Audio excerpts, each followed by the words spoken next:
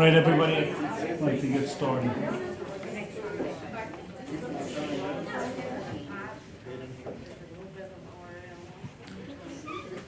I'd like to thank everybody, all of you family and friends, for joining us here. Others watching from afar as we're live streaming. For the people who couldn't make it, they could participate in this day. The celebration of the life of my mom, Winnie Pedalino, who was taken from us a year ago today. A truly special person, a dearly devoted wife, mom, sister, aunt, neighbor, friend to so many who were blessed to have her in our lives. Some of my early childhood memories involve my mom taking us to church on Sundays and holidays and encouraging us to volunteer for readings in the Mass. So in her honor, please join me in a short prayer. In the name of the Father, Son, Holy Spirit. God our Father, your power brings us to birth, your providence guides our lives, and by your command we return to dust.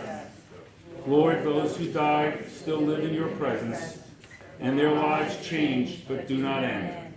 I pray and hope for my family, relatives and friends, and for all the dead known to you alone, in company with Christ, who died and now lives. May they rejoice in your kingdom, where all our tears are wiped away, and unite us together again in one family to sing your praise forever and ever. Amen.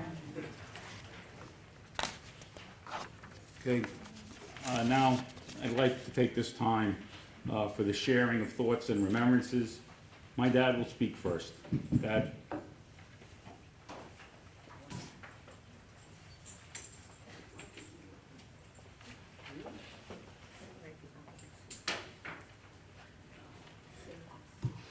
I wanted to thank everybody for showing up today to help us celebrate Winnie's life. And a special thanks for all the people that donated to Winnie's Memorial Bench. The bench is located in the Butterfly Garden of Cumberland Nature Center. It's in a beautiful location. And the plaque that's on the bench, in a few words, tries to summarize her legacy. It reads, Winnie's love, compassion, and sacrifice will endure forever in the hearts and minds of the people she touched. And she touched many people. Whenever you met Winnie, she always greeted you with a beautiful smile. You saw a person that was very happy, happy with her life, happy with life in general. She was always willing to reach out and help anybody in need. Whether it was to comfort them during a time, a difficult time, a medical crisis, to help bandage their wounds, or to make dinner for them. She always felt it was much more important to do things for people than to be worried about things, especially when it was her things, which she could always place in the back burner. Winnie was a very, very special person. And I want to tell you a little bit about her life so that you have a better understanding of why and how she became the person that you knew. Winnie's mother was an alcoholic. She never knew her father. Her father was a married man that her mother met at a bar. He never wanted to take any interest in her life and did so. Winnie was born during World War II. At that time, her mother, Lottie, was working in a defense plant. She was making sufficient money to take care of her needs and had enough money to enjoy drinking and having a good time, which was the most important thing in her life.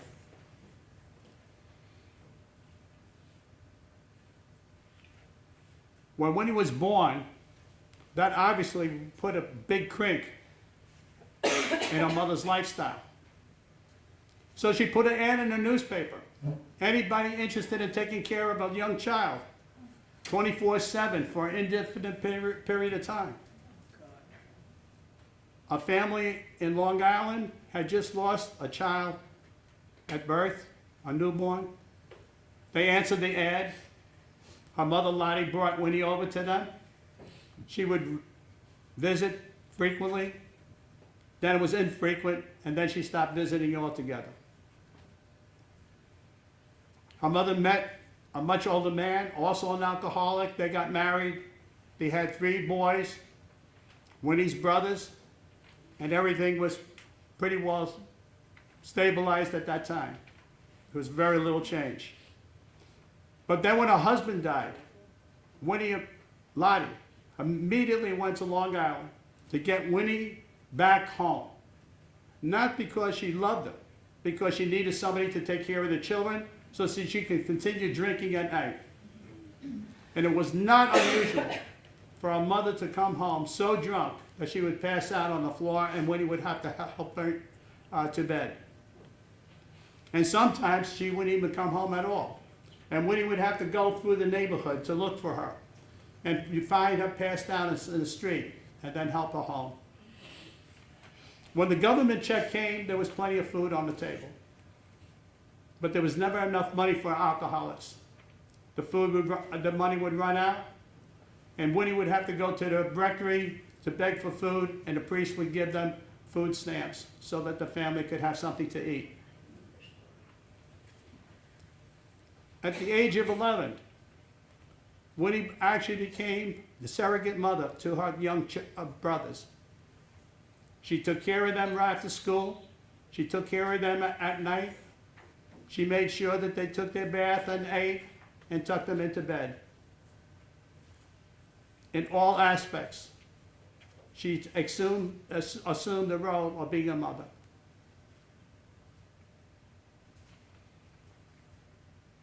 She took them out on weekends to parks, playgrounds, public swimming pools. And when there was food, she made sandwiches for them to eat. They could never afford to buy things on the outside. And then when the food ran out, she would make ketchup and mustard sandwiches so that they have something to eat. And then just to make life a little more interesting, her mother would pack up all their belongings in the middle of the night, leave the area to go to a new apartment in a different neighborhood so she wouldn't have to pay the back rent. And that, Winnie knew was wrong, but there was nothing she could do about it. It also disrupted her education. Changing schools frequently was very difficult. She was a good student, I think, because she was such an avid reader. She loved to go to the library. She thought the library was the most fantastic place. You could go there in peace and quiet to read and study, and they would even give you your books. Her mother kept telling her she's wasting her time going to school. She would never amount to anything. And the kids in school soon learned that Winnie would only have a few outfits, and she constantly would wear the same outfits over and over again. And they poked fun at her. And with all that negativity, Winnie knew that it was very important to stay in school. At that age, she had the wisdom to know that the only true way out of poverty was hard work and an education.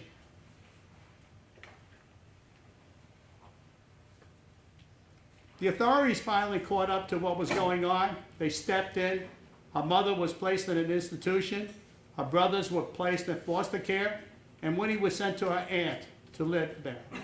Her aunt and uncle had a delicatessen. Winnie's life then pretty well centered around going to school, doing homework, helping to clean the house, the pots and pans, and dishes that were used to make food for the deli. And then she babysat to make extra money. And then in all her free time, she volunteered as a sunshine girl in a nursing home.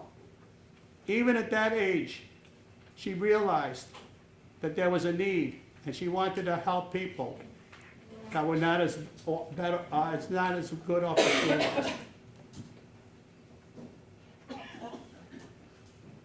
For some reason, she decided that she was going to leave her aunt and went back to the family that took care of her in Long Island. That was one of her best decisions. I don't know if she knew it at the time, but that area had one of the best high schools in Long Island. And in the senior year, she decided she was going to become a nurse. And she knew that nursing school was not free. And she was prepared to go to school and work. Because in her mind, not going to school was not an accepted option. Fortunately, the Brooklyn Jewish Hospital not only accepted her, but gave her a full scholarship, full tuition, room and board, took care of her fees, even her nursing uniform. Winnie did continue to do babysitting so that she can make extra money so that she can buy clothes. She rewarded her benefactors by being their best student. She finished first in her class, and she won numerous honorary awards. I met Winnie when she was a student nurse in the Brooklyn Jewish Hospital. I was in the military at the time, and my sister was in the hospital as a patient. We went on our first date, and after the first date, I realized this was the woman I was going to spend the rest of my life with. I saw values and standards that I had not seen in any other person. She had a maturity far beyond her years. And I was so fortunate that she chose me. I don't know why.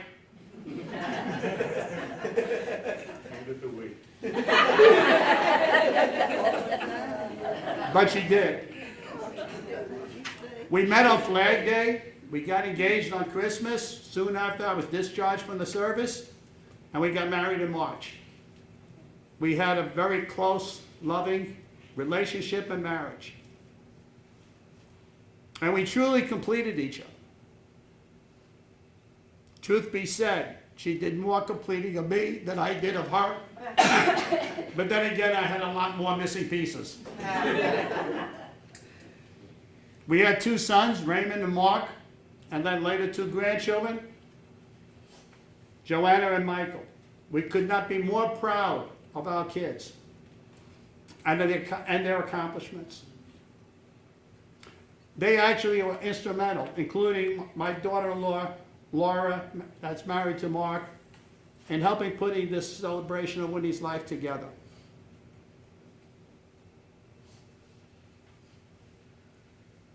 And even though we had a loving relationship, let's face it, when you put 2 people together, there's always going to be controversy.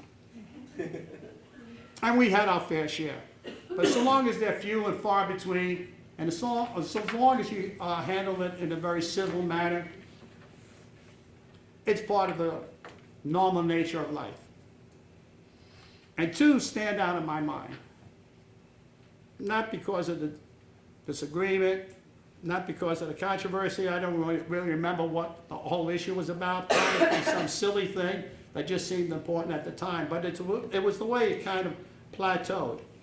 And it finally plateaued by Winnie saying, "You know, Joe, I've come to the realization that you go to work and earn living to take care of the family. And then you come home and you take care of the finances. And then as the wife and mother, I have to do everything else." So Winnie, what you're telling me, basically what you're telling me, is that I only do 2 things, but then you're only doing 1. I didn't mean that. I thought it was just a cute thing to say. And the other thing that stuck to my mind is Winnie finally reached the point where she said, "Joe, I want to let you know I am not your mother." Winnie, I'm well aware that you're not my mother. My mother would never treat me this way. Again, I thought it was something cute. I didn't need it. But mothers are very special people. Winnie had a share of medical problems. At the early age of, in her early 30s, she was diagnosed with cancer. She had Hodgkin's. We went to a hospital. We had a complete evaluation. We sat down with the doctor, and he explained that the cancer had gone to 2/3 of her body, and that he was he was going to use a protocol, a treatment protocol that he felt would be effective.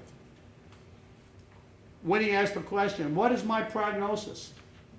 And the doctor said, "I have every confidence that this treatment will work and it will eradicate your cancer."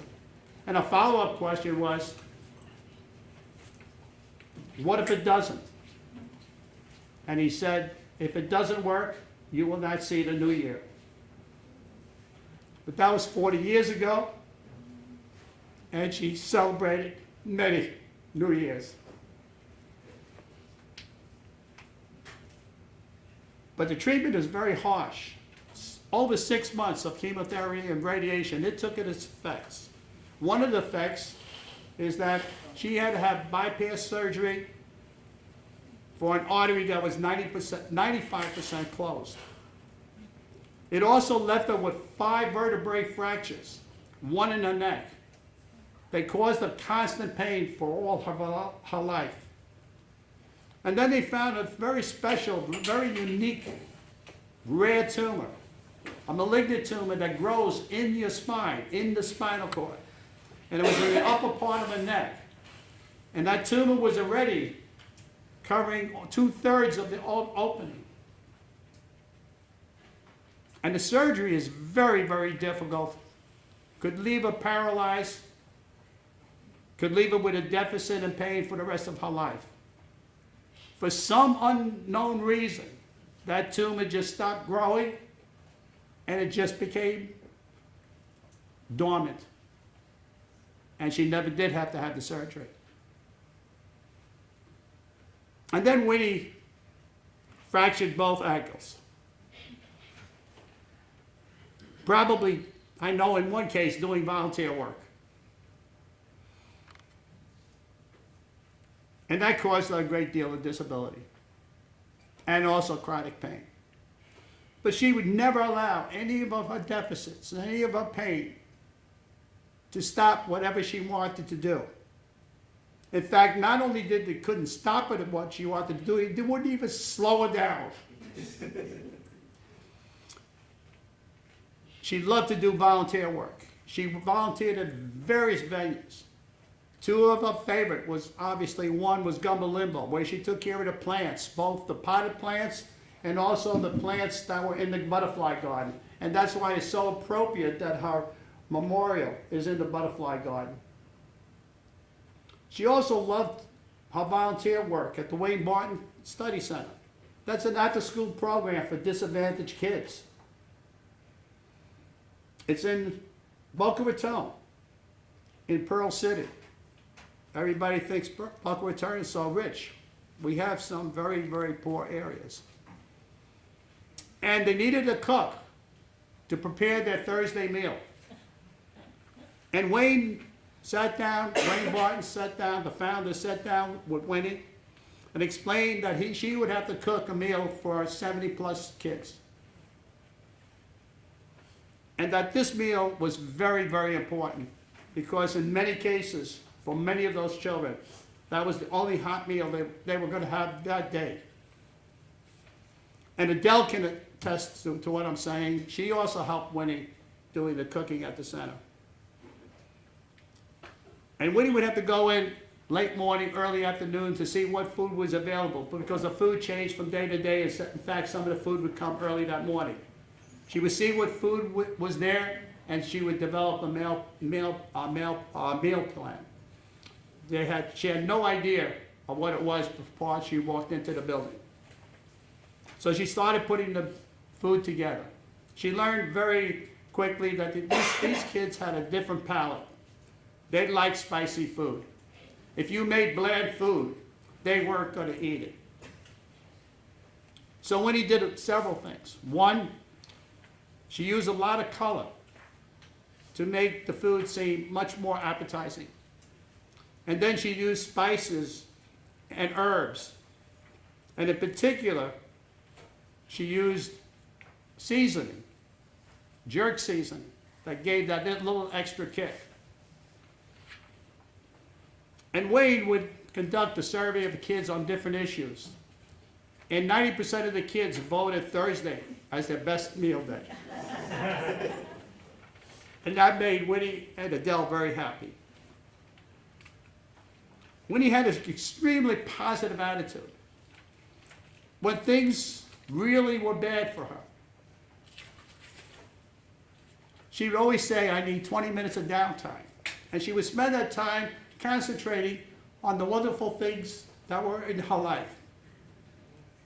And at the end of 20 minutes, she would pick up the pieces and then carry on. She truly was the type of person that saw the glass as half full.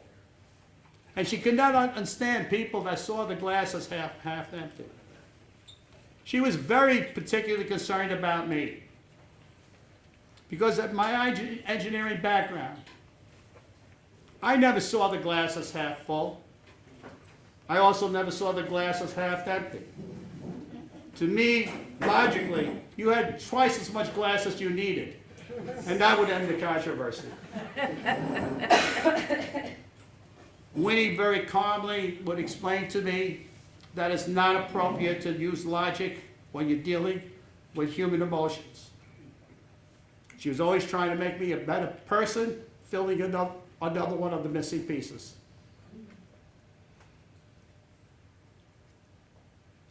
I'm sure everybody heard the saying about when life brings you lemons, you make lemonade. Winnie would never say that. She didn't believe that. She thought that was a silly, silly thing to do. She felt if life really did bring you lemonades, use those lemons to make lemon drop martinis. They're much better, they taste better, and they were more suited to her liking.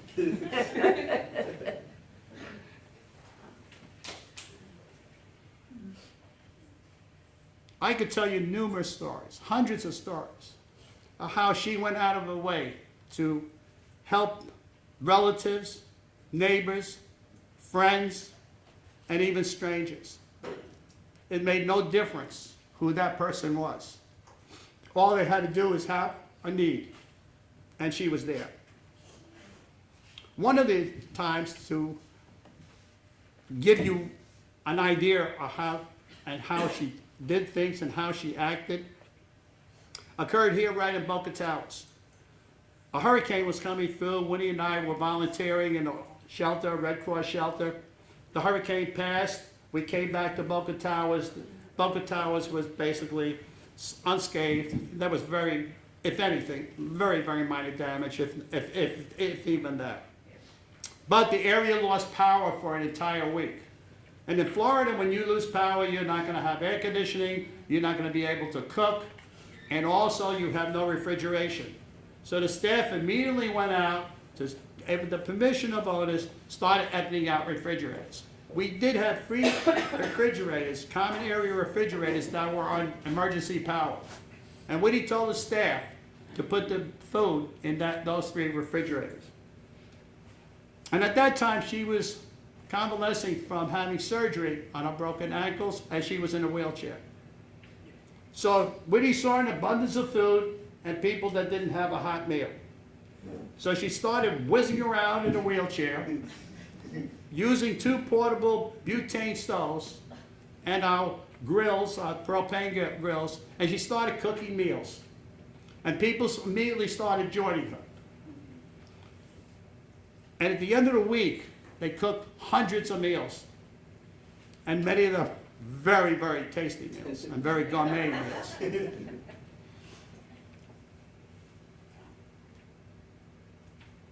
There also, she did the same thing in New Jersey.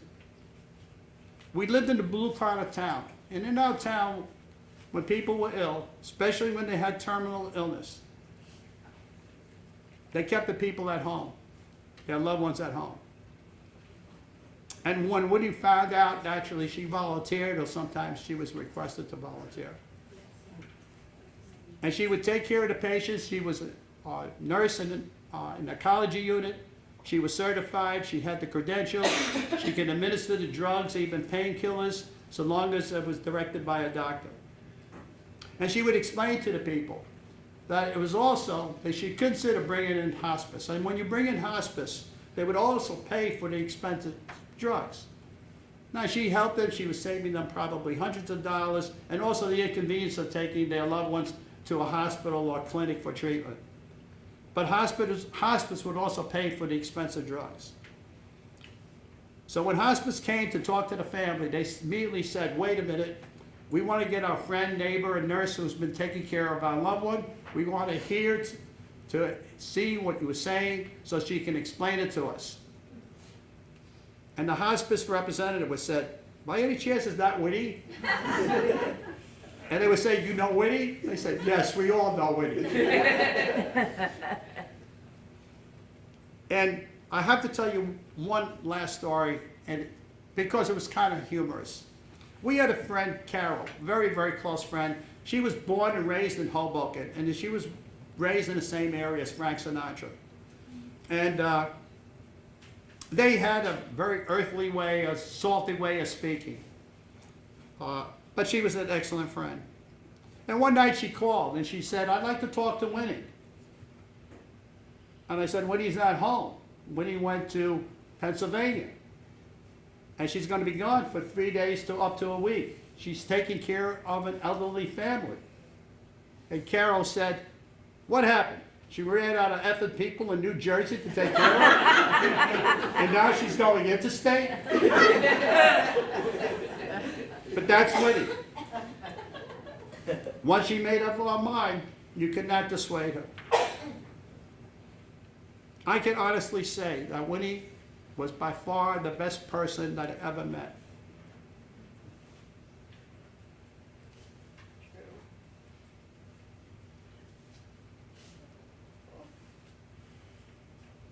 And I would have absolutely no reservation whatsoever of elevating her to the same category as our revered Mother Teresa. But I would be the first one to admit, and I would acknowledge the fact that even though I would raise her to that level of Mother Teresa, and with all due respect, Winnie was by far a much better cook. Much better.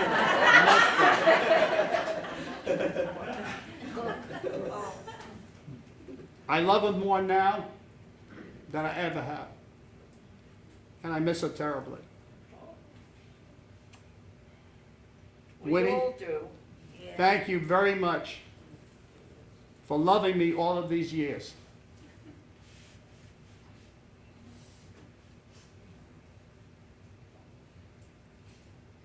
I can't tell you how much I appreciate that.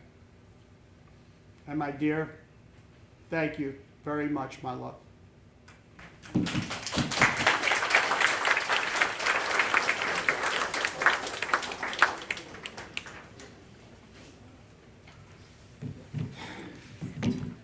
Hi, for those of you who don't know, I'm Winnie's son, Mark, her younger son, the Better taller one. Not as good looking. I just wanted to share, on top of that, a couple of the memories I have of her, things that happened that, in some level, you know, explain who she was, as my dad had said. And one thing was, as we were all talking about things we were going to say, things came up in common. You know, certain, if not the same stories, there was the same theme. So again, later after we've all spoken, and anyone who wants to add anything, if you think you've heard something, the same story, please come up and tell it. Tell your version of it. Tell that part of it that suits you. Even though it sounds like the same thing, we're all going to love to hear and we'll really appreciate it. So I have these kind of, I think they're in a chronological order. The first one I have is, when I was young, I had a paper route. And it was just a couple blocks near where I lived. And I was also thinking that as I did it 6 days out of the week, on Sunday were the bigger papers, and my mom would get in the car and do that. Now, she had other things to do. You know, she had better things to do, and she still did it every day like it was her job as much as it was mine. But one of the things I was terrible at was collecting money for the payment. I would get enough to pay that week's bill, maybe a little more, and I was happy with that. I would spend a lot more time socializing with the people on my route than getting all the money I needed. There was one elderly couple on my route, small little apartment on a corner of a house, and the husband was very, very ill, was mostly bedridden at the time. And so I was collecting one time, and the wife came to the door, and she asked me, she's like, do I know anyone? She's like, I need some kind of help with my husband, he's very sick. Do you know anyone who can help? I didn't think I knew anyone, but I knew my mom did that kind of work and that kind of thing, so I went to my mom, I said, Mom, I have someone on my route. They could really use some help. Do you know anyone who could go there? She's like, let's go. We went over to the house. My mom obviously handled the more important things, the more medical things with her, but had me also help around the house. We would go there, days out of the week, and we did that for quite some time for them. And I was always very proud of that, and I was always very amazed about that. That Mom had time with everything else to add this to it. There was a time in high school. I was coming back from skiing that day, and it was a long day. You're out there, exhausted. My mom came to pick me up.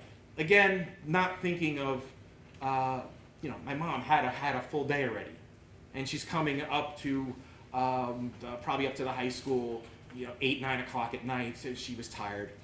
Happened to be one of those terrible storm days. For those of you who have always been in Florida, there was snow and cold, and these are things you're not familiar with, or for those of you who came here, this is why you came.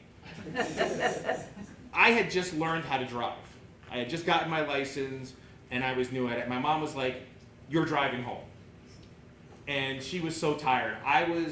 It was the most white-knuckle driving I've ever done in my life. I, barely knew how to, I was still very new at driving. This vision was awful, cars were slippery and everything. And in retrospect, I always felt that was one of her ways of pushing me to do something that I didn't think I could do, and that she knew I could do. Plus, it was probably a chance for her to relax. And it was probably one of the only times that she's ever driven with me where I didn't hear her working the passenger side brake, which makes it even more amazing. Excuse me. Another memory I have of her comes from college. First time I went to college, I was away in Annapolis, and my mom would send care packages to me. Other people got care packages. My mother's were several levels above the regular care package. It would be this large box, and it was filled with cookies and Rice Krispie treats and cake, and you would say that's incredible, but then you don't realize that, in fact, every batch of cookies and every batch of Rice Krispie treats were plastic sealed. And she would make like 2 cakes. There would be a pistachio cake, which I loved, and a banana cake, which I loved. And she would cut it and individually wrap each slice in plastic. They would last for a couple weeks. They bought me a lot of good favor. Because with the place I was, with the upperclassmen and whatnot, I would be coming down the hall with this big box on my shoulder, carrying it, getting into the room, and immediately there would be several people coming in right after me because they heard me coming in. The second time I went to college, one Thanksgiving, we decided to rent a car, and all of us were driving home. I was the first stop. So my mom was like, well, call when you're at the base of the turnpike, when you're just coming into New Jersey. That gives me a couple hours. I'll have some dinner ready for everyone. So they all came in. It was 5 college students, including me. And my mom had laid out a huge, bowl of pasta and meatballs and a few other large salad and everything. And again, as something you don't appreciate, all these other friends of mine didn't know what that was. They'd never seen someone cook like that. And so while we were there, my mom had said, oh, by the way, Mark, I need you to go out and rake the lawn, clean the leaves off. And I complained a little bit about it. And my friends were all, if you'll feed us like this, we'll stay here and do whatever you need. The last one I have was relatively recently, the last few years, since she had met Laura. We were coming down here, and they went up there. And, my mom had told me at one point, so this part wouldn't be intruding on Laura if she was to tell this, but my mom had asked me, do you think it's all right if Laura and I can cook something together? Because that was an important thing to her, a way of sharing time and getting to know Laura and getting familiar with each other was to spend that time cooking, and she was so happy. She was always so happy, and Laura can tell you is that my mother gets in the kitchen, as any of you know that I've worked with her, she's everywhere. And it didn't matter even when she was in the wheelchair or when she was on the little walker thing. She's still everywhere at once cooking. But she couldn't have been happier with that time that she got to spend with Laura, doing something so important to her, a way to give her love, in the form of a meal or whatever. You cook one thing? Never No. just one thing. No. You're cooking meatballs and sauce and a batch of chili, and you're cooking fried chicken, and you're cooking lentils. Baking a You're pizza. cooking at least 5 things, not one thing. Oh yes, I take that back. One of those times was at our house. Yeah. So Laura and my mom were not just cooking for one meal, it was also for a couple of meals after my parents had left and gone back home again, or it may have been one of the winter times, but just my mom came up.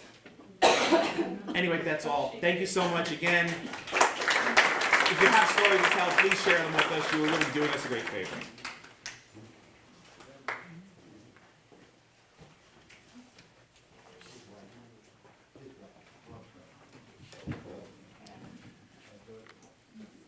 My mom always said, every day is a gift, and you should live each one like it was your last. And she did exactly that. She tried to get the best out of every day and every person. My mom was tireless and let no obstacle stand in the way of doing the right thing or having a great time.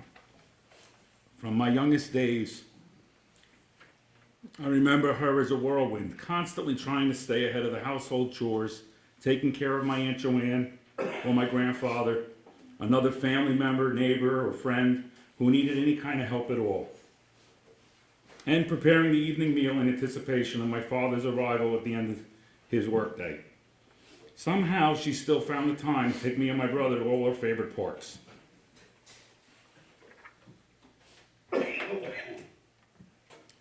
Our house was the Kool-Aid house, where all the kids wanted to come and play in the sandbox, run through the sprinkler, have a game of wiffle ball, or participate in some other myriad of activities my mom had orchestrated. She was not just my mom, she was the mom to every kid that came by. Of course, when I volunteered her and my dad to start Boy Scouts in our town, she gladly picked up the mantle and bolted and proceeded to organize a group of neighborhood parents into the most successful and unparalleled scouting experience one could imagine. She was also the most amazing and compassionate nurse, truly creating miracles along the way. One summer, when I was about 8 or 9, we received a call from an elderly neighbor who we looked in on regularly. And she was very upset because in a tragic accident, her granddaughter, who was maybe 3 or 4 at the time, had her face severely burned when standing by a barbecue that was being lit by her dad. It should not surprise you to know that without giving a second thought, Mom went to see that little girl every day, to change her dressings,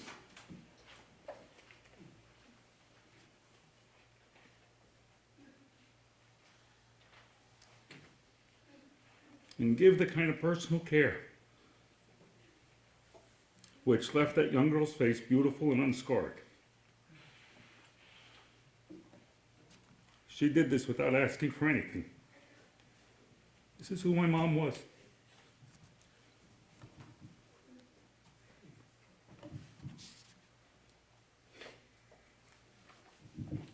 When I was 16,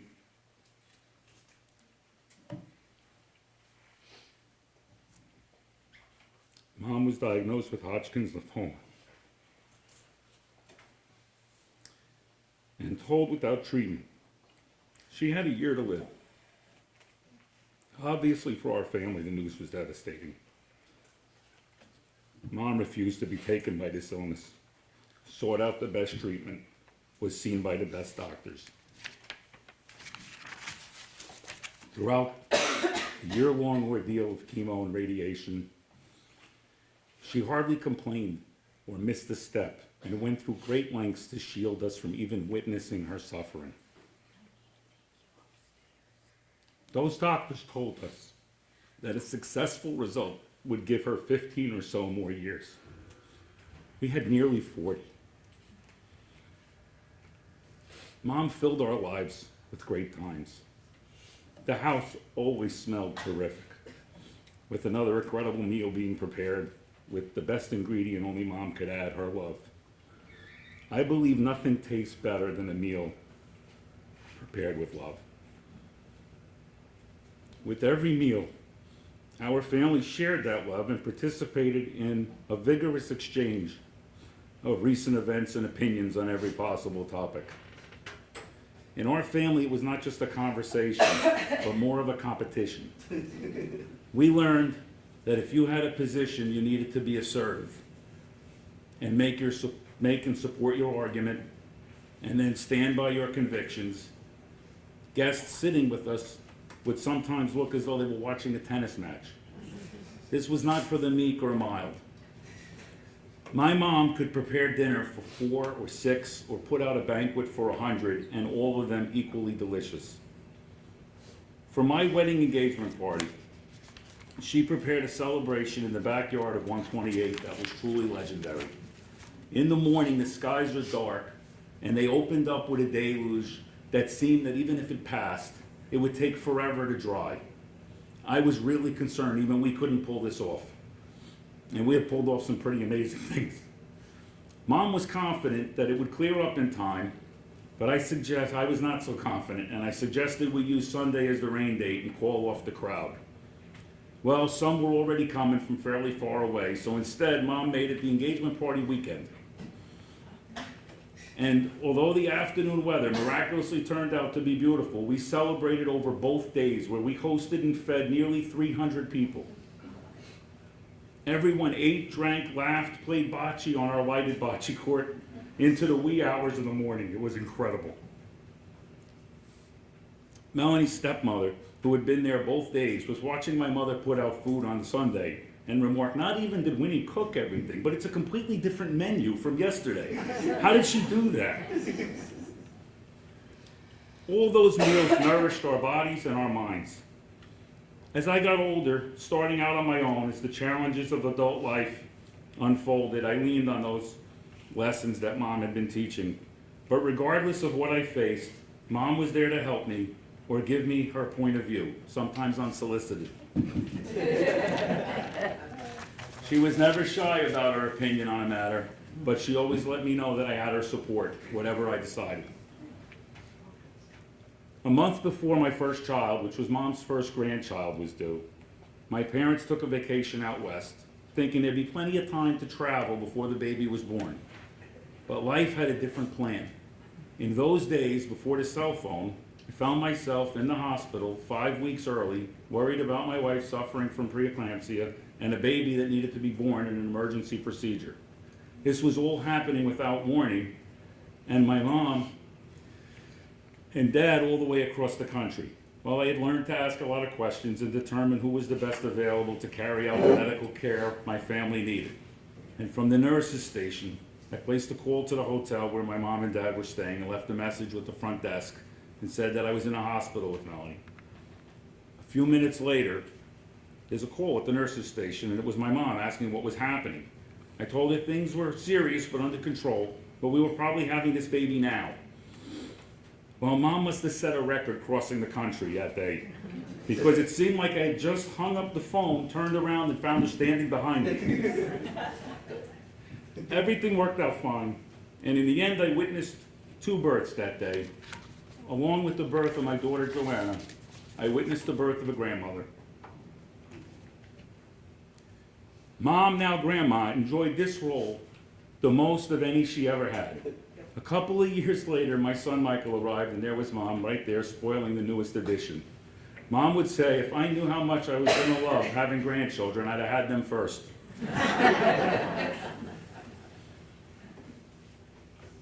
She absolutely loved the fact there was another girl in the family. And resurrecting my old table, my old changing table, which was covered in cowboy print, she tied a big pink bow on it.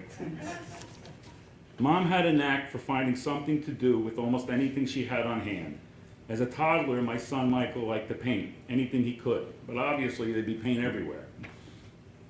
So Mom gave him a paintbrush and a bucket of water so he could paint the aluminum siding. And this is something he truly loved and kept him occupied for hours. It was genius. She made maracas with empty cans and beans and would lead the two children on a parade around the yard, shaking the cans, marching, singing, to the amazement of the next door neighbor who's wondering, what's that crazy lady up to? Mom and Dad did everything with those kids. Playing in the yard, going to the parks, museums, adventures to New York City, trips across the country, having fun, seeing the sights, and teaching life lessons all along the way. To this day, I tell my kids, with your family behind you, you can handle anything the world throws at you, anything. So now you're all starting to get a picture of what was going on before the Pedalinos took residence here at Boca Towers. I recall my mom calling from Florida, describing two apartments they saw here. One on the 5th and the other on the 15th with an oceanfront view. Through the whole conversation, Mom seemed to be extolling the amenities of the place and the beauty of the location, but was very focused on the value of the 5th floor.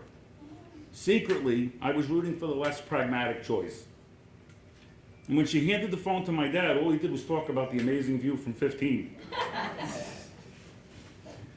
So, when the call ended, I turned to Melanie and said, they're definitely buying 15, and maybe right now. It was from that day that Mom began to create here some of what she had always done back in Lodi. In the short time before my first visit to Boca Towers, Mom had already started making friends and getting involved. Over the years, she and my dad volunteered at Gumbo Limbo, the Red Cross, the social club here at Boca Towers, and cooked meals for the underprivileged. My folks were at it again, and soon visiting here was like visiting a cruise ship. Mom began to touch and enrich the lives of her new neighbors, making this corner of paradise even a little more special. From time to time, I'd read in your local papers articles about my parents and their efforts to improve life here in any way they can. One story described my mom with a cast on her leg, still cooking with limited resources to provide for others in the aftermath of a hurricane. The reporter just marveled, and I thought, that's my mom. Our family and my children have been embraced by a building full of grandparents. And that has been another blessing. Mom was a uniquely special individual, and not a day goes by that I don't miss her.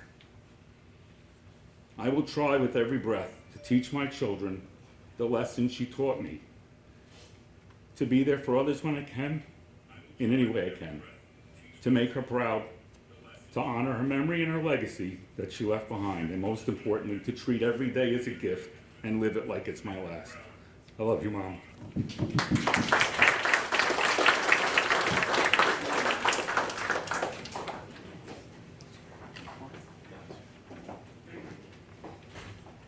All right, good afternoon, everybody. I'm Joanna, in case nobody knew, so I'm the first grandchild. And I did prepare a speech, but yeah, that's not gonna work. So I had the pleasure of 24 years of having Whirlwind Winnie as my grandmother.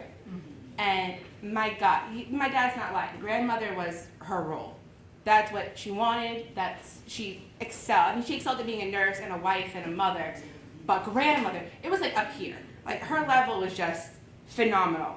And I wanted to take a little bit of time to go over a couple of memories I had with my grandma. That was me and her and everybody. And I'm gonna cry. I also have a cold, so I might take a hacking break in a moment, and I'm sorry.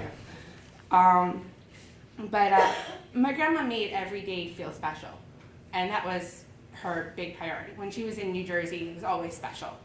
Even if we were taking the dog, they had a border collie named Lassie. We were taking him for a walk. It was an adventure, and you had to walk on the curb as if the road was made out of lava. So you had to practice being a gymnast, which I'm not very coordinated. I break bones like that. But she made it an adventure walking Lassie. And taking us to Van Solon Zoo because my brother could not sit still unless we were on the train. Then he would sit still and we'd go around and around and around.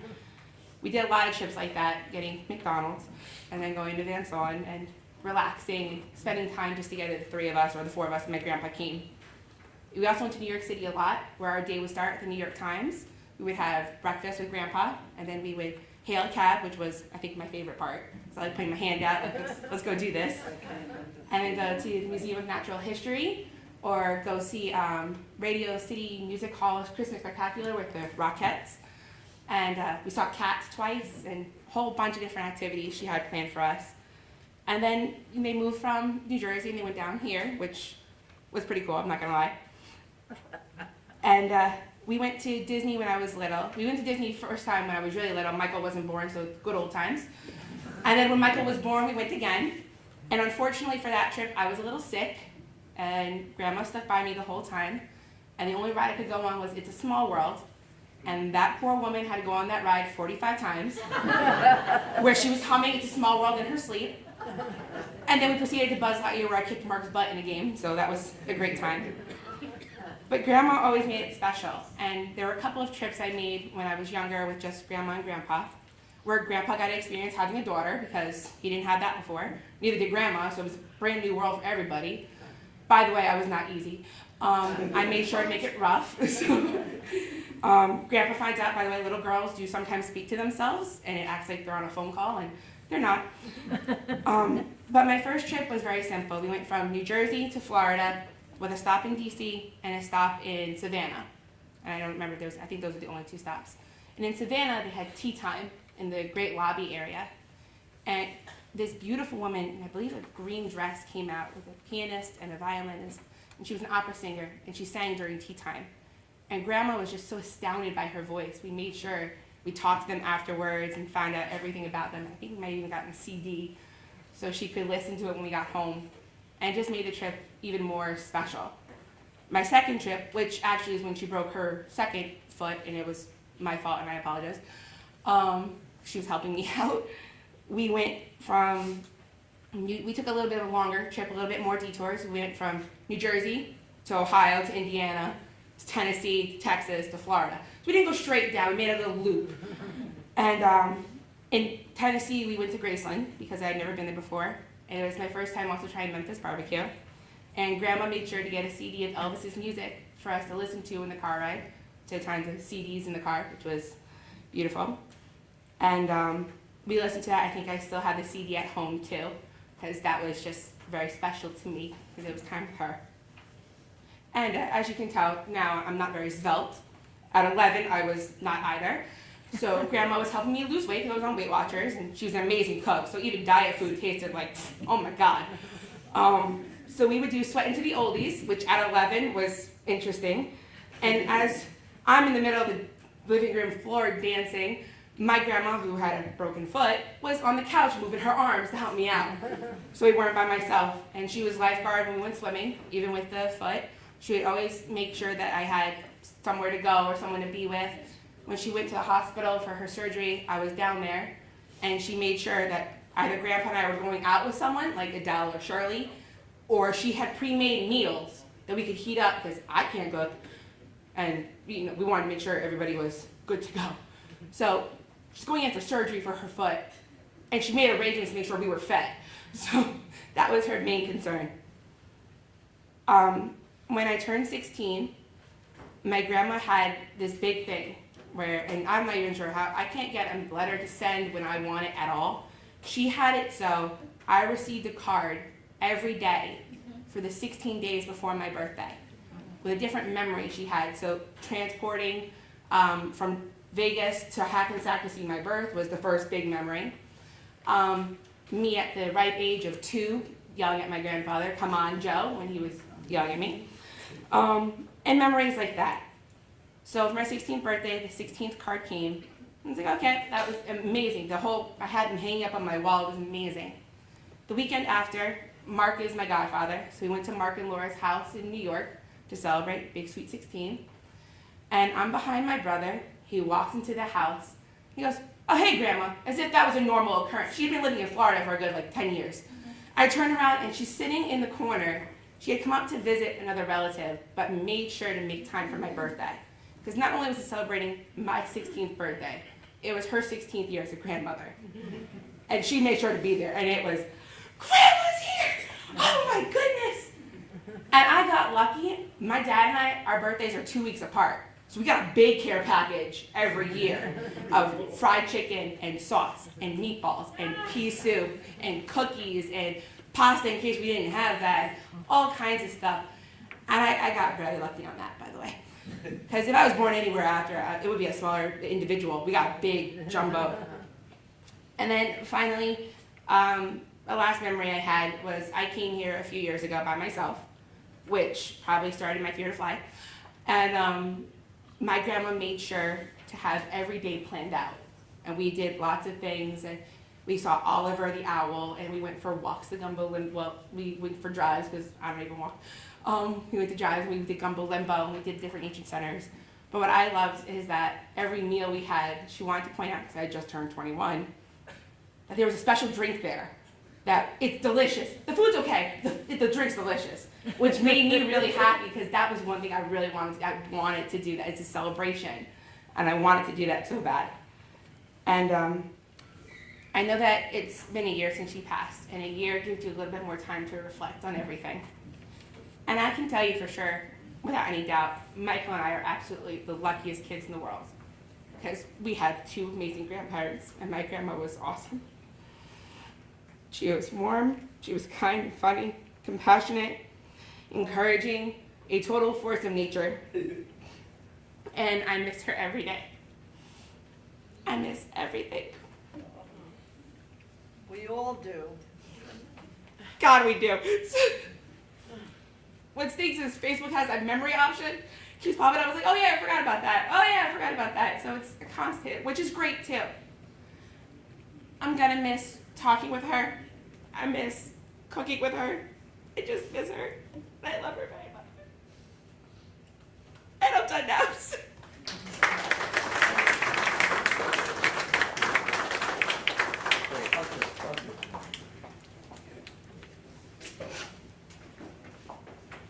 Sorry, guys. You okay, Jojo? I'll be honest, when I saw my grandmother, I honestly had a brain fart. I had no idea that it was a special thing. When, especially going on to the later years of being with Grandma, she used to say that when people talked about her after she was gone, she wanted them to start with saying, this one time we had a really nice meal. So, as such, I have a few core memories. All of them are food-centric if you're not hungry enough as it is.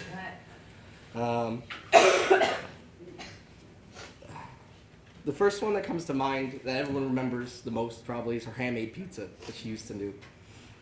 Every time we'd come from the airport, even when we were younger, she'd have a couple fresh pies ready for us, along with bagels and lox and anything else you'd expect. It'd be, 1 o'clock in the morning, so she would have started cooking this at like maybe 10, maybe 11. And as kids, we started realizing what was happening, and we started to get excited for it on the plane. And as we'd come down here every summer, we would be looking forward to the midnight pizza. And if you were growing up knowing Grandma and basically having her as a grandmother yourself, you would know that she would spend the time to teach you how to make it, and that to graduate from her course, you had to make your own pie. And I was the class of 2012. She did that with me, my sister, many of the other kids that were friends of ours at the time. Would not eat my pizza though. Your pizza was horrible. Yeah, exactly. The next thing that comes to mind is that any time we spent time with Grandma, whether we went to the trips into New York or to even just spending time here at Boca Towers, she would have the whole day's meal, every single meal planned out. We'd arrive at the beach sometime in the morning, we would go cool off in the pool to rinse off all the sand, and miraculously there'd be fried chicken awaiting us in the kitchen. Like clockwork. And it would really, it was a really special thing to spend a day with her, and that she had everything so well coordinated.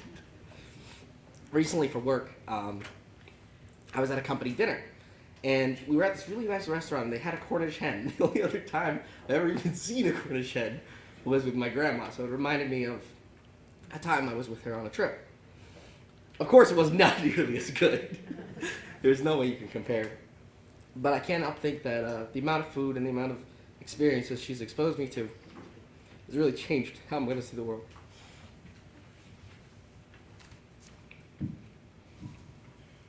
She cared a lot about me, my sister, our family, and we're left with a lot of wonderful memories and a lot of really nice meals.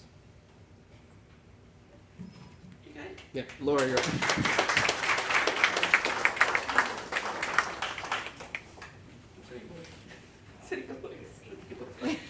Like Mark.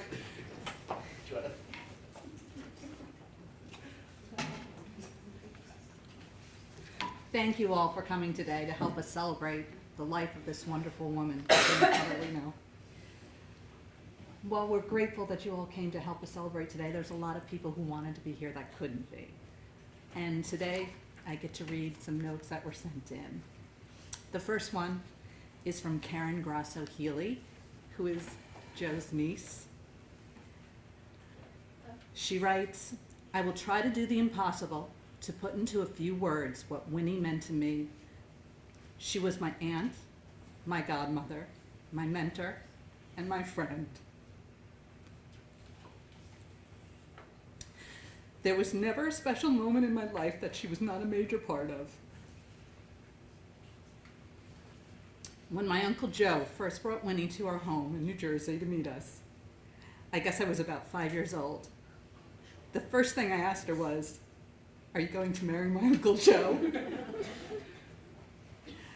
Although she was very embarrassed, many years later she told me that she was thinking, 'I really hope so.' Well, our family definitely got the best of that merger. Winnie took care of us all, as well as everyone that needed her. It was her nature, and all of us were very fortunate for that, and she was always there, in good times, as well as very sad and difficult times. No matter what, Winnie was a loving, nurturing presence in so many lives. Winnie embraced our family's Italian culture, family, love, and of course food. Anyone that knew Winnie knew that she was a Polish girl that had Italian blood in her veins. Winnie had found what she longed for, and that what was missing in her own life was family. Her childhood was difficult, to say the least, but always in awe of how she rose above it and accomplished all that she did. She worked very hard, earning a full scholarship to nursing school and graduating at the top of her class. Whenever things were difficult in my life, I would remember that she had endured, how much she had endured, and still continued and remained focused on achieving her goals. I stayed at her home on 128 Garibaldi Ave every summer, as well as every break from school as a young girl. She treated me like a daughter, making sure that every special moment in my life was celebrated. I experienced firsthand how she would help neighbors in need without ever being asked, and it was amazing. Their home on Garibaldi Ave welcomed family and friends on walk-in, sit-down, and eat basis. Everybody enjoyed always. Everyone was welcome to walk in their back door and enjoy whatever Winnie was cooking up. It was always delicious. She loved to cook, and she shared that love with me. I will continue to make the recipes she shared and will share them with my children, always thinking of her, honoring her memory. I know this would make her very happy. I will miss Winnie's physical presence in my life, but I will always carry her in my heart. I love you, Winnie. Thank you for everything you gave me to enrich my life. You made me see and appreciate the world, and life is a precious wonder. And as she always told me, every day is a gift. We have another one that's come in from Diane Sowich.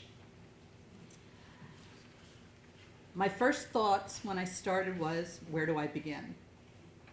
Expressing the feelings that I carry within, picking and choosing won't be easy for me. How do I share only a few memories of Winnie? There were many special and memorable days, because she was so special in so many ways. After 20 years, it's hard to pick just some, but I'll choose that to my mind that could quickly come. Her care for others was number one, no matter whom she would run. often avoiding needs for herself, putting them on after this shelf. How many meals did she supply? Think you can guess? Don't even try. She planned and shopped and cooked when she served. Whether 5 people or 100, she was never unnerved. If one needed a ride to food from a store, she'd jump in the car and do that and more. It's impossible to recall all volunteer hours, even numerous places outside of Boca Towers. Though her early years were no special ride, she chose not to look back with Joe at her side. Her sons and her family lit up her life, bringing pride and contentment as mom, grandma, and wife. A few personal memories of my friend Winnie Pedalino: our 2012 hilarious drive to Miami to meet El Volo, her annual visit when my sister and I arrive at Boca Towers, every Easter bringing joy to us and our grandchildren for hours. But it doesn't end here for those of us who knew her. Our dear nurse, Edwina, was a silent teacher for sure. Her patience, compassion, knowledge, awareness, and drive. Surely she taught those who watched her how to make the best of our lives. Always and forever, being grateful she was my friend. Diane Sowich. Thank you.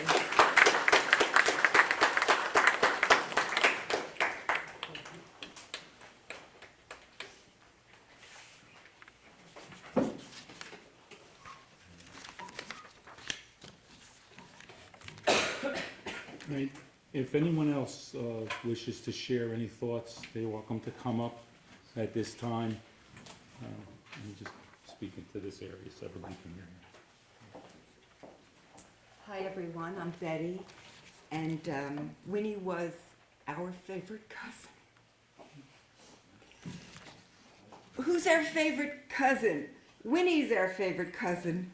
My siblings, Bob, Franny, George, and Chris, shouted when Winnie walked through our front door at 1040 Louisa Street, Elizabeth, New Jersey, during our early childhood and during the late 50s and early 60s.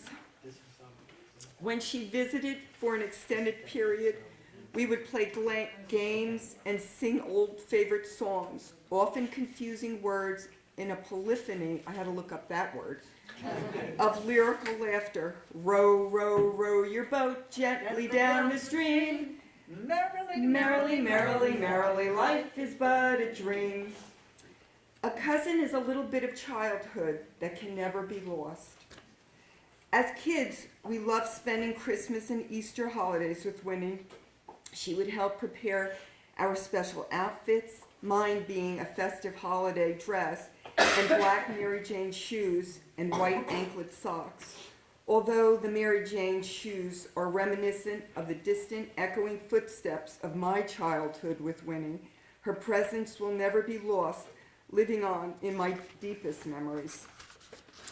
At Christmas, cousins are the presents under the tree.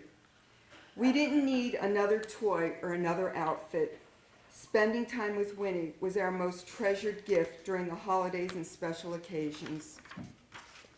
Summer days. Summer days were always adventurous with Winnie. One such adventure was on a lazy summer picnic in West Orange.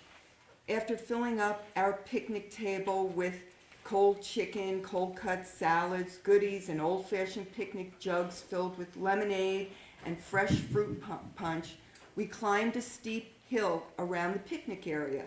But like Jack and Jill, we all fell down the hill, scraping our knees and elbows. But as physically painful as it may have felt for all of us at that time, that picnic memory will always be near and dear to my heart. When I was 8, Winnie was there. When I was 8, my sister Franny, died of pneumonia. Franny was just 16 years old. It was a traumatic time for the entire family. Winnie, who was only a few years older than Franny at the time, came through the door of the funeral home As the priest was reciting a prayer, I remember turning around and seeing Winnie crying for her favorite cousin. At 8 years old, I was so grateful to see Winnie there because I knew everything would be okay. And it was. My adulthood with Winnie. A real cousin is someone who walks in when the rest of the world walks out. Winnie was always there for me throughout my teenage, young adult, and adult years, in good times and sad times. She, along with Joe, would always give me sage advice. Sometimes I would listen. Oftentimes I would not. Joe could attest to that. In any event, Winnie always walked beside me through my life's flowers and weeds. Many times, Winnie was there pulling out the weeds along with her hair on my life's journey. Cousins, Kara and Erica, my daughters, who couldn't be here because of kid issues and things, disasters that happened at the house. Excuse me. Cousins are those rare people who ask how you are and then wait to hear the answer. Speaking on behalf of my daughters, Winnie's cousins, Kara and Erica would go to Winnie and Joe's for holidays and other gatherings, always feeling welcome and having a great time, whether playing bocce, watching Star Wars, or spending the time with Joe's sister Joanne. They used to swim in Ray and Ernest's pool, or try at least. There was always toothpaste. Oh, I forgot to bring up a toothpaste. I had toothpaste and a toothbrush. Winnie always remembered that for my kids. An amazing full of, was always with toothpaste and toothbrush mixed in with Christmas gifts. Winnie carved a watermelon and made an amazing fruit salad along with favorite foods, pizza, fried chicken, and cream puffs for my 8th grade graduation and again at high school graduation gathering. Kara got an awful sunburn days right before her graduation, and Winnie came into the rescue with her sage advice as well as a soothing ointment to apply. Winnie visited Flagtown, New Jersey, and we had a wonderful time and partook of her spectacular spaghetti and meatballs. Winnie, Joe, Mark, Laura, Ray, Joanna, and Michael came to visit in Cranford, and Winnie said, "Here's little Kara with her daughter, Big Mia, and with another generation of cousins." I visited Winnie and Joe within the past few years in Boca, and we enjoyed good food, movies, and museums, and of course, Gumbo Limbo. I also spent a wonderful time in Ohio at Winnie and Joe's anniversary. And Frank and Tracy, I hope it's Tracy, is Frank's wife. That's good that I remembered that. Okay, were kind enough to invite me to spend that beautiful occasion.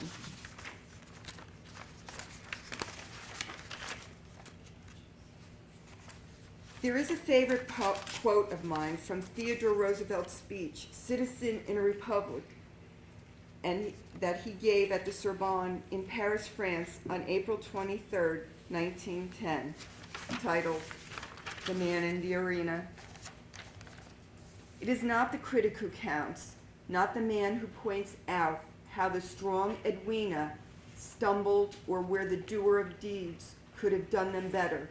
The credit belongs to Winnie, who was actually in the arena, whose face was marred by dust and sweat and blood, who strived valiantly, who erred and came short and short again, because there is no effort without error and shortcoming, but who did actually strive to do the deed, who knew great enthusiasms, the great devotions, who spent herself in a worthy cause, who at the best knew, in the end, the triumph of high achievement, and who at the worst, if she failed, at least failed while daring greatly, so that her place shall never be with those cold and timid souls who neither knew victory nor defeat. My dearest Edwina, on behalf of your cousins, my daughters Kara and Erica, their families, and me, We will always remember you as our favorite cousin, and this is the incontrovertible truth. Row, row, row your boat gently down the stream, merrily, merrily, merrily, merrily. Winnie's life with us was truly a dream come true.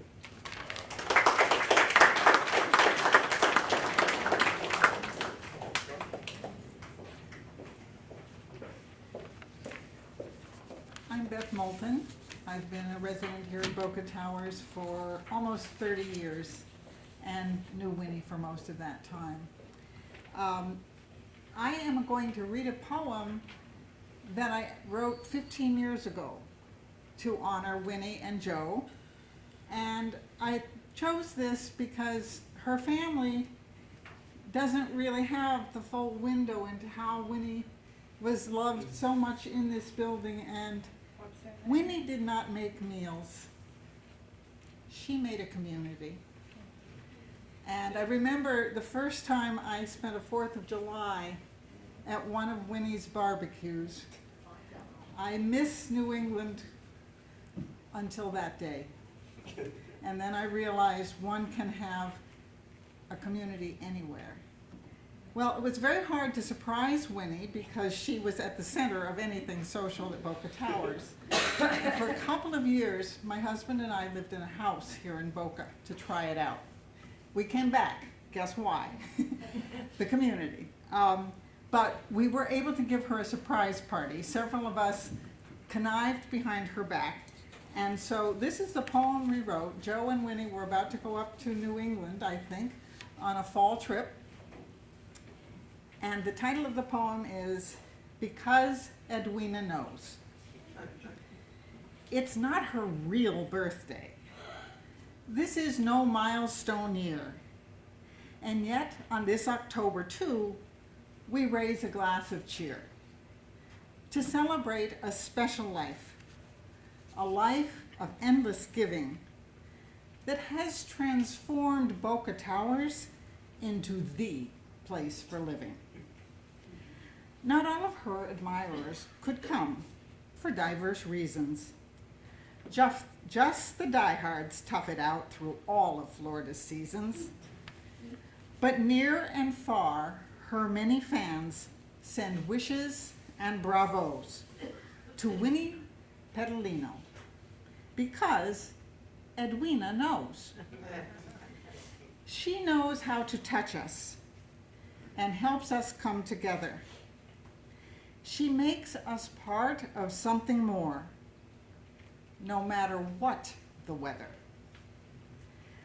This tribute would not be complete without including Joe, whose steadfast dedication keeps our assessments low. Don't ask me how he does it all, plus keeping up with Winnie. I guess that's how he eats her food and still remains so skinny. Now this pair, who give so much, will soon be northward bound. We wish them both a bon voyage and autumn leaves all round. Have a happy birthday wherever candles burn, but rest assured that many hearts await your safe return. I'd like to say, on behalf of our community, even though no one has asked me to do so, I'd like to thank this wonderful family for bringing Winnie's spirit back to us today in this gathering. I know we've all missed her, we will continue to miss her, but you have brought Winnie's return to us today, and for that we thank you very much.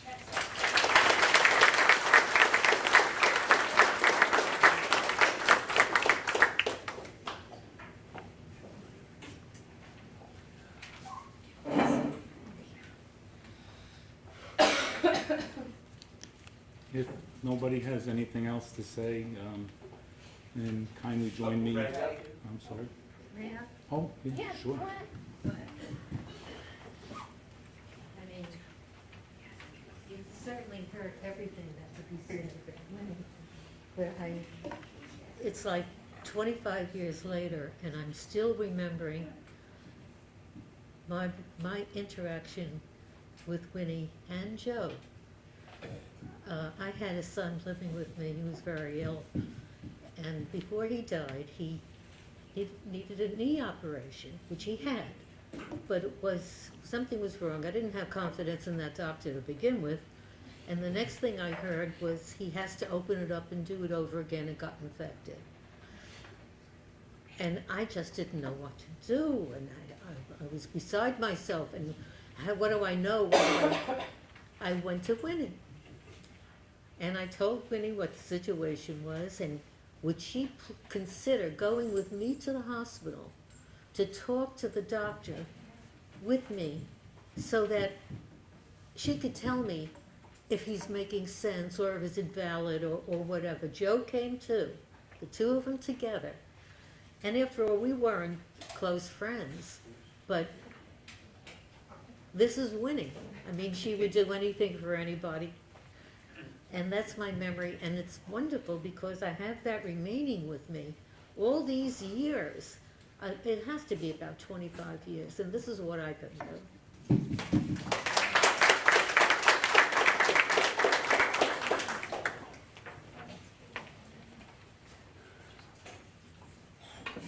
Cynthia and I, my name's Retta White. Cynthia and I have been coming here for about 15 years as snowbirds, and recently we're beginning to transition into living here full time. But when we arrived initially, somehow we met Winnie, and we didn't know anybody, and we didn't know what to do here, and she and Joe and Adele and Bill took us under their wings, and, right, Adele? And we went out to dinner, and we went here and there, and we went to Gumbo Limbo, and we went all over. And we met people, and we started friendships with people, and we had a wonderful time. And it's really because of Winnie that we were able to develop a network of friends and love it down here so much. And she was really amazing. So, Something to love. yes. And she was such a presence in the building. Yeah. I mean, you know, you saw that redhead walk by and, you know, and you knew she was up to something. No, but I mean, like everything, she was like Easter, I mean, every time, she was always just such a, I think that lady said it best, that she made a community. I think that is so true. She had a gift. She was the glue that held us together. She really Yeah, did. she It's did. so different. It really is. And I'm so glad thank you so much for doing this, because we were up in New York. Alex called us when she passed. I never expected her to pass. And, you know, I said, well, call us and let us know if anything's gonna go on, a tribute and so we never heard, because I wanted to come, and I never heard. So I'm very grateful that we could all get together and celebrate her life.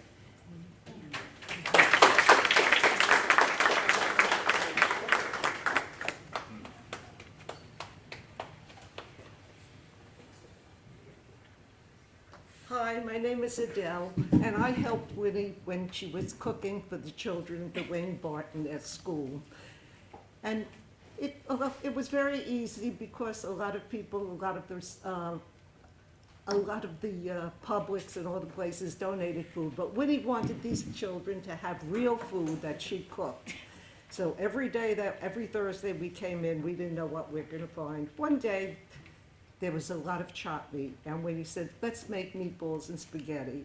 And I said, okay, that's fine. But then when I thought about all the meatballs we have to make, I says, you know, Winnie, there are jars of sauce in the pantry. And Winnie looked at me and said, jarred sauce on my meatballs? No, these children have to know what real sauce has to be. You go into that pantry and find cans of tomatoes so that they could have real sauce. And we had to make real sauce. But Winnie showed these children what real food was. Thursday, everyone came to eat because she taught them what home cooking was. A very, very special Winnie.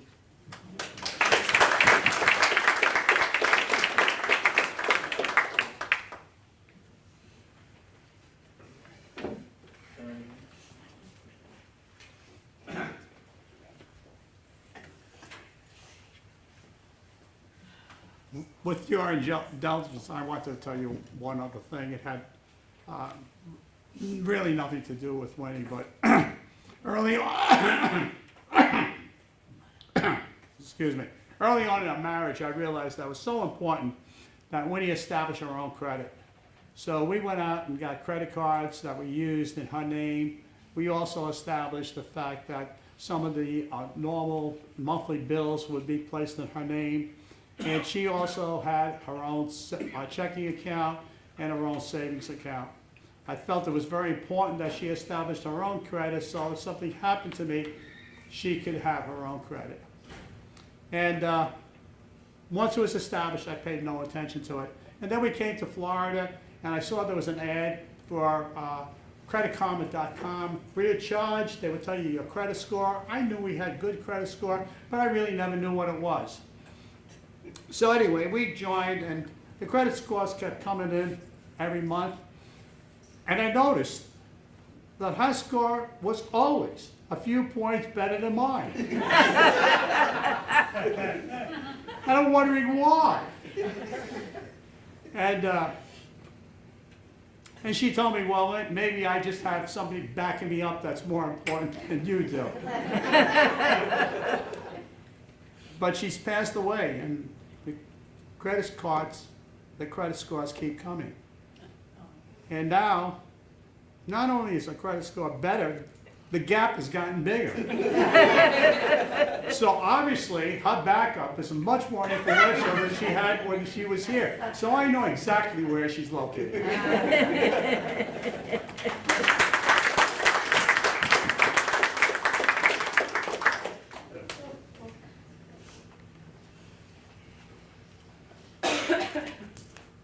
So then if no one else has anything else to say, kindly join me in a closing prayer. In the name of the Father, Son, Holy Spirit. Eternal rest grant unto them, O Lord, and let perpetual light shine upon them. May the souls of the faithful departed, through the mercy of God, rest in peace. Amen. And today, we really appreciate everybody's participation. I do have very good sense that she's accomplished here the same blessings that we always had in our lives back home in Lodi. And I have to say, you know, when I started coming down here, I think I have enough of a resemblance to my mom that people would meet me that I hadn't met, and they would say, "You must be Winnie and Joe's son." And I'd say, "Yeah," and then they'd always say, "Your mom is so nice." They never mentioned Dad. So you really honor her legacy by keeping an eye out for the old man in the hallway. And I'd like you to join all of us, and please have a meal with us now, and enjoy the rest of the afternoon as long as you'd like. Thank you very much.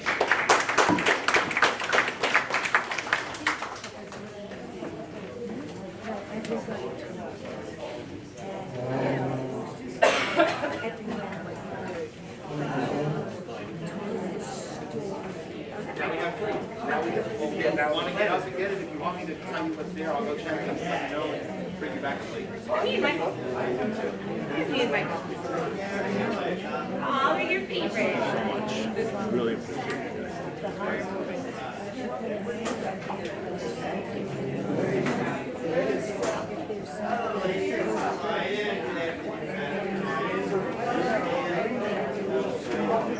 Thank you. Thank you. I'm sorry to talk to you. Please stay and enjoy what Thank you. you did a fantastic I was trying to tell you guys before, but Liz just get away. There was another thing that Liz, we'll find it. It's a comment that someone took away. I think I can find it online.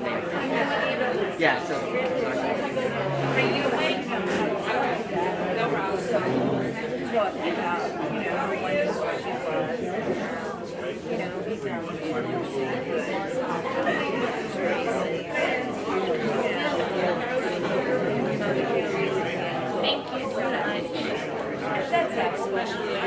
She definitely was.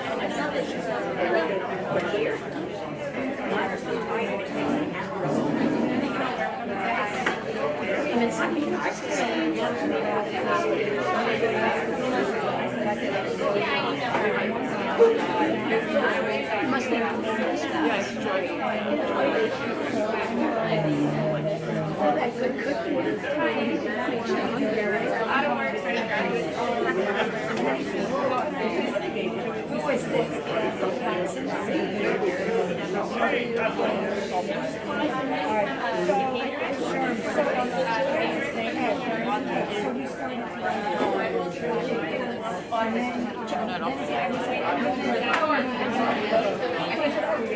what were you doing?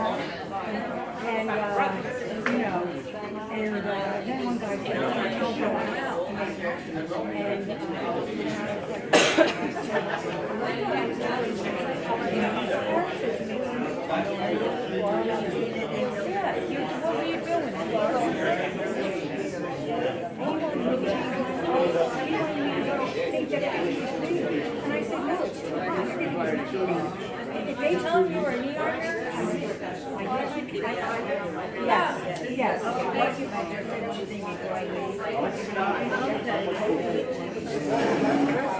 I was on duty. I was on duty. I was on duty. I'm working in the Coast Guard. I'm in the Coast Guard. You got everything.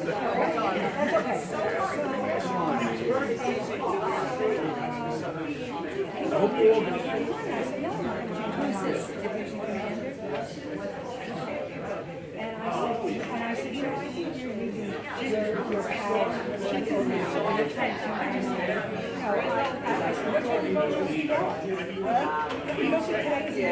out on the motion side. I don't and now you do. It doesn't matter. It's really fine.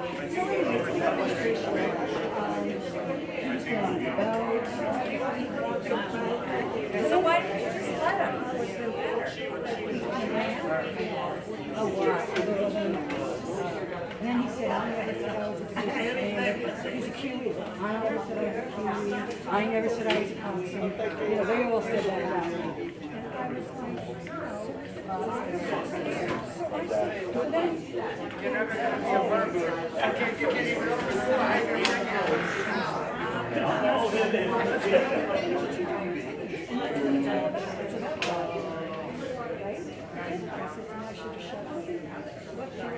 And I was like, well, then, why didn't I just shut up?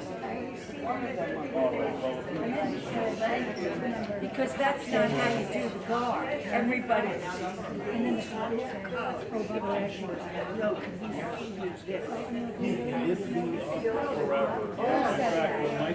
I was out on the water. I was working. Coast Guard. This way it doesn't have the lead in and everything. We're gonna clean it up and then it'll be there. Yeah, and I can always make sure you know Thanks, like two different channels. So what was the upshot? Well, nothing. And then we got along okay. I think that was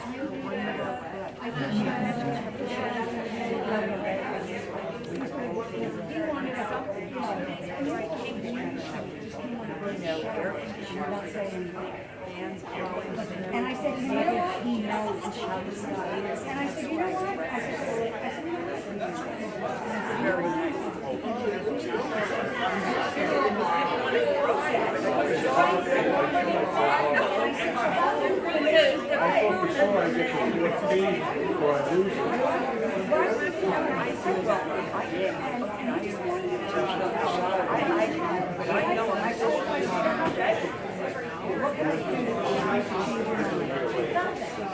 Did it make any difference in the car? Once. So you can still go out on it, right? Well, did they radio it?